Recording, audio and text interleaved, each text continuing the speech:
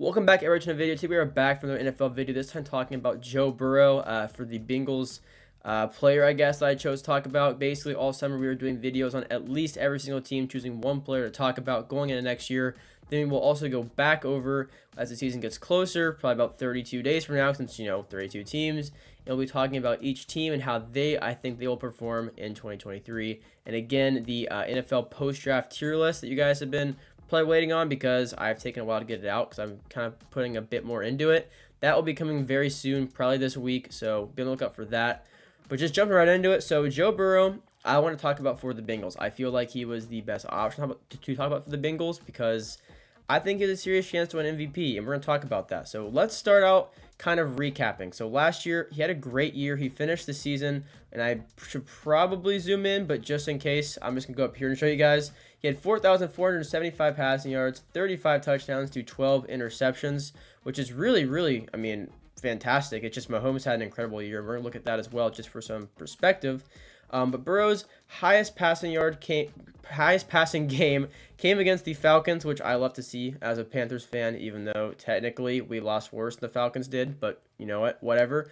Burrow threw for 481 and 3 touchdowns against the Falcons. And then his game with the most touchdowns came against the Steelers, where he had 4 to 2 interceptions, and then Tampa Bay, where he had 4 to 1 interception. And yeah, this is kind of the high. I'm not going to go super in depth on this, just kind of keep it broad for the recap. And he had a great year. Once again, made it back to the AFC Championship to face the Chiefs, although this time they could not come away with the win in a very intense game.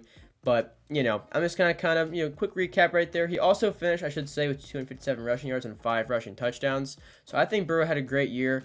We are going to note, though, that going into next year, I think these numbers can be even better, not even just like all these other calculations, just literally because he was missing Jamar Chase for 5 games. And honestly, looking at the stats, you wouldn't really think he was missing Jamar Chase because he played very consistently all year despite Chase being on the field or not being on the field. And that's part of guys stepping up around him, because I will give the guys credit for that. I mean, you had people like Trenton Irwin stepping up, Samaje Perine out of the backfield stepping up, and that's what you need if you're going to lose a star player like Jamar Chase. And not only that, Joe Burrow is excellent at getting the ball to whoever is open, really. It doesn't matter what receiver, he will get them the ball, and he really showed that, because the only loss they had while missing Jamar Chase was against the Browns. Chase missed from, I believe it was the Falcons through the Titans, and then came back against the Chiefs. And yeah, again, you wouldn't really guess just to look at the stats. But I do want to highlight Jamar Chase, though, because Jamar Chase finished with 1,048 yards and 9 touchdowns. And really, 46 yards, I'm sorry. And he had a pretty good year considering he missed 5 games and still getting over 1,000 yards. That's just like the type of player he is. He also had a pretty good postseason as well. But if he's in the game all year long, Joe Burrow is throwing for more yards than what he did. I'm just going to kind of say it. I think even though this guy is set up, that's really great, Jamar Chase on the field is getting Joe Burrow more yards because he's going to target Jamar Chase more. And I feel like that's just kind of how that would go. But I'm going to keep the recap portion of this video very brief. And that's just kind of Bengals season last year. I'm not going to get into it more because this is talking about next season. Now, for perspective on MVP, I wanted to look at Patrick Mahomes from this past year, and then we will almost get to next year. Just hang on there. Trust me on this one. So, Mahomes, he had a crazy year. He had 5,250 passing yards, 41 touchdowns to 12 interceptions, with 358 rushing yards and 4 touchdowns. Now, I want to be very clear. I think Joe Burrow had an incredible year, but I do not think he should win MVP. He finished 4th in the voting. I think that's very accurate. And I honestly don't think it really matters who 2nd through 4th were, as long as it wasn't Patrick Mahomes. Patrick Mahomes was the MVP. I think hands down, when you put up a year like this, that is, I'm not sure who you're going to put over him, to be honest. And I think, honestly, Joe Burrow, he didn't have a bad year at all. And we're going to look at past MVP players. He had an MVP caliber season. It's just Mahomes on a whole other level. Although, Burrow video, I'm not going to get him Mahomes. Maybe down the road I'm going to get him Mahomes video. Maybe not. I don't know. But going to try and keep the focus on Joe Burrow. I just want to provide this for context as to who won MVP over Joe Burrow's season last year.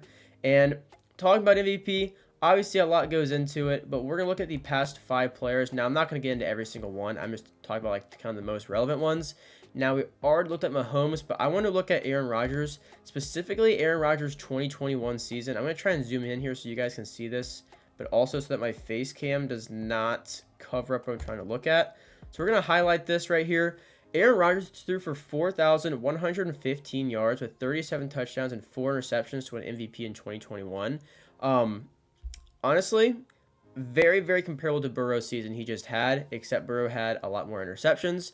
Rodgers having only 4 interceptions is really absurd, honestly, and that's why, I mean, he won MVP. I think I remember it was that year that he and Brady were kind of like being debated as, you know, who should win MVP over each other. I think it was very similar, and I think some people actually disagree with Rodgers winning it in general, but I just want to highlight that because that's a very similar season to Burrow, stat-wise, of course, to where if Burrow can continue playing at this level, he could definitely walk home with an MVP. Now, again, more things go into that, and I want to talk about now the next season. So this portion will be going over next season, and we're going to start with the Bengals offseason moves that impact Joe Burrow. So let's zoom in here. Honestly, the Bengals, okay, let's rewind for a split second here. A big talk about the Bengals in general is T. Higgins, whether he's going to stay, whether he's going to leave, how much money Joe Burrow is going to get, if they can pay T. Higgins. You guys have all heard it. I've heard it. Everybody's heard it. And honestly, until it happens, no one knows for sure. People have their guesses. You can speculate, but really, until it happens, we don't know. Now, my guess, personally, I think T. Higgins is going to stay because it sounds like Joe Burrow is taking a relatively team-friendly deal to what he could probably get. But a report came out, I believe actually today, saying that Joe Burrow is expected to become the new highest-paid quarterback in the NFL in this new contract. And if that's the case, then I don't know what they're going to do about T. Higgins. And as great of a quarterback as Joe Burrow is, in my opinion, if he's going to win MVP, it needs to be on a team when he still has Jamar Chase and T. Higgins. Not that he can't, but the way the team is playing now, with the chemistry they have, it would need to be sooner than later if he's going to win one. Not that I don't think he can win one down the road, but I'm just saying if he's going to win one soon, it should be with T. Higgins still on the team. But again, I want to bring up T. Higgins because the Bengals definitely addressed receiver in the draft. I was a little surprised about that. I didn't think they wouldn't draft any receiver, but they addressed it more so than I thought they did. Or thought they would. So they drafted wide receiver Charlie Jones from Purdue. I know another receiver not listed here, and I cannot say his last name, but his name is Andre from, I believe it was Princeton, who I think is incredibly fast. So again, they have 2 receivers now, just in case T. Higgins leaves. You also got to think Tyler Boyd might be gone because his contract is almost up as well, I believe, and he's also, you know, not getting any younger. He's not old, but he's not getting any younger, so you always got to think about that. They also drafted Chase Brown to back up Joe Mixon with Samaje Perine leaving. Chase Brown is now the backup running back, I believe. And, you know, I'm not sure how they're going to really use him, but I figured it's worth mentioning because, you know, Burrow liked backup running back Samaje Perine out of the backfield. And if Chase Brown could do something similar, maybe he could do that. But again, I'm going to be honest, I don't know a whole lot about Chase Brown. I'm not sure if he's a great pass catcher or what. I know he went to Illinois. I don't know much more about him. I'm going to be honest. I'm sticking to Joe Burrow in this video. I wasn't getting super into Chase Brown. But my point is that they definitely address wide receiver just in case that were to happen, whether it's T. Higgins leaving or Tyler Boyd leaving or whatever it may be. They did address wide receiver. Now, again, I think I can go down here. They also signed tight end Irv Smith Jr. to a 1-year contract. He's from the Vikings. For any that don't know who he is, he came over from the Vikings to join Joe Burrow, and they also lost Hayden Hurst, who went to Carolina, who, you know, I'm actually very happy about that. Bengals fans might feel differently because Hurst had, honestly, a pretty good year for him. He was a great pass catcher for him. Irv Smith, I've heard, has, drop problems, which you don't want to hear, but to be fair, he was playing with Kirk Cousins, so it might be different. I don't know. Vikings fans, let me know down below if he is just maybe really that bad. But yeah, so those are definitely some notable changes in the offseason as far as weapons around Joe Burrow. I think a very underrated one is Samaje Perine leaving. He had a monster game against, I believe it was Kansas City during the regular season, along against, I think, the Steelers as well. I think he had several touchdowns out of the backfield in either of those games. I cannot remember which ones, but my point is he was huge in those wins. And, you know, would they still have won without him? Would Burrow have looked for someone else? Maybe. I don't really know. But regardless, I do think they're going to miss Perine to some extent.